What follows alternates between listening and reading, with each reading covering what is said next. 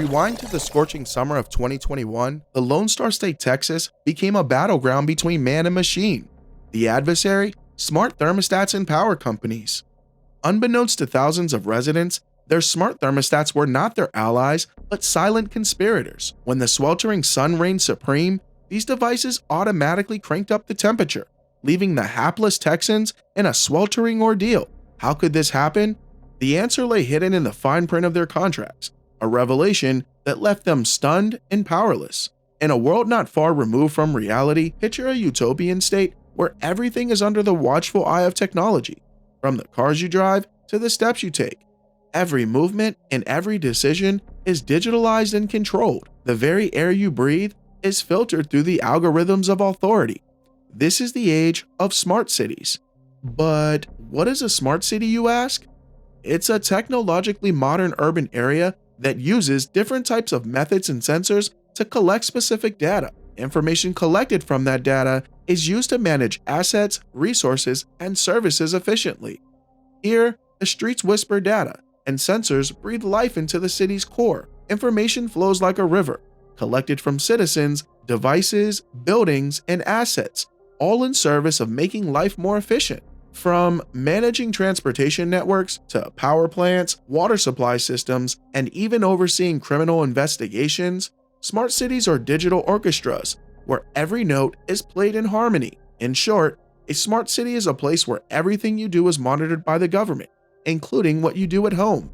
You may be wondering who's behind the curtain pushing smart cities? Well, look no further than the primary unelected group, which is the W.E.F. Shouldn't come as a surprise. However, there's a darker side to this digital utopia. In a smart city, every move you make is tracked and controlled, even within the confines of your home. Every modern appliance has a connection to the all-seeing internet grid, from your light bulbs to smart vacuum cleaners mapping your every nook and cranny. Even your refrigerator will tell you when your groceries are reaching their end. It's a digital dystopia where privacy is a relic of the past. But hold on, a smart city is not to be confused with a 15-minute city. The latter involves restrictions, boundaries, and limitations. The C40 Climate Leadership Group is the shadowy figure behind the 15-minute concept, with its audacious goal of redefining our lives. In fact, the C40 group shares a lot of goals with the W.E.F. They aim to reduce greenhouse emissions, curbing farming and fertilizer, replacing meat with sustainable options, and electric cars replacing their fossil fuel counterparts. Their vision is to limit private car ownership, forcing people onto costly and non-existent public transportation systems. 15-minute cities involve explicitly limiting where you can go and how you get there. The idea of a 15-minute city was born from the minds of urbanists like Franco, Colombian Carlos Moreno, and inspired by the great Jane Jacobs. Their vision is simple. Everything you need is within a 15-minute walk or bike ride. It's an idea that became all too familiar during the pandemic when cities across the world opened their streets, creating expansive bike lanes to accommodate open-air travel. Renowned Canadian psychologist Jordan Peterson delved into the C40's goals, uncovering their plans for a controlled future. They aim to restrict calorie consumption to 2,500 calories a day by force, limit air travel to once every 3 years, and eliminate 90% of private car ownership. People will be forced onto public transportation systems with long commutes, all in the name of a cleaner, greener world. Now, let's venture beyond borders. In places like China, surveillance has reached unparalleled heights. The nation is bristling with over 600 million real-time facial recognition cameras, one for every 1.5 citizens. They even employed heat sensors during the pandemic to detect fevers. Basically, a controlled population without freedoms to do anything outside the grid, which includes shopping, eating, socializing, traveling, and going outside of their neighborhood boundaries. Ironically, some Chinese engineers are calling this surveillance system Skynet. Does that ring a bell? If we look back to 2014 on what happened with the Uyghurs in Xinjiang, South China, the Chinese government committed a series of ongoing human rights abuses on ethnic and religious minorities. Till this day in mainland China, Restaurant owners are mandated to call the police immediately if a Uyghur goes into one of the restaurants. Police officers wear glasses that have facial recognition software built in to be able to read license plate numbers to know whether you have warrants against the government or outstanding fines.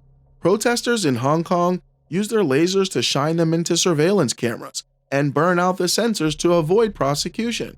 As we peer into the rest of the world, we find Australia transforming into digital surveillance precincts with the rollout of so-called smart city programs. Invasive technology, including facial recognition, license plate readers, and smart everything, is seamlessly integrated into daily life. Canada isn't far behind, with grocery stores utilizing facial recognition cameras to assess the environmental impact of your purchases. Edmonton seeks to become more walkable, but controversy brews as Mayor Amarjeet Sohi proposes 15-minute districts, complete with multi-use trails and widening sidewalks dictating how and where you move. Oxford, England plans to divide the city into zones where your freedom to move depends on your approval. You must apply for permits to cross zones, but with limitations. This decree was passed in the face of public opposition, raising questions about our freedom. You'll have to apply for permission or a permit to leave your zone, and you'll only be allowed to do this roughly 100 times per year. This was passed by the Oxford Council in 2024, despite the majority of people voting against it. Canterbury, England, also rolled out its 15-minute city concept, fining non-delivery or taxi vehicles, thus encouraging walking and biking. Such measures are taking root worldwide, with promises of convenience and environmental benefits. But the question looms large. Is all of this for our security, safety, and convenience? With technology encroaching upon every aspect of our lives, it's hard not to wonder. The digital realm beckons, and as ChatGPT joins the workforce, our streets and infrastructure grow increasingly watchful. Are we unknowingly paving the way for a future where our every move is tracked, our digital wallets controlled, and our data relinquished for a social credit score? As digital currencies rise, approval may become a prerequisite for spending money, accessing services, and even healthcare. Think we won't comply? We probably will. The pandemic may have just been a dress rehearsal, but for what? Is it all just a conspiracy theory? Or are we on the cusp of a future where convenience and control walk hand in hand? To some people, being able to walk to the store or to work within 15 minutes of their home might seem like a great solution to all of their problems, like not having a car or long-distance transportation time. After all, it does seem pretty convenient and time-saving. We'll basically be a fitter nation with all the walking and cycling. As we consider the 15-minute cities and smart metropolises that beckon, the truth lies in the layers beneath the surface.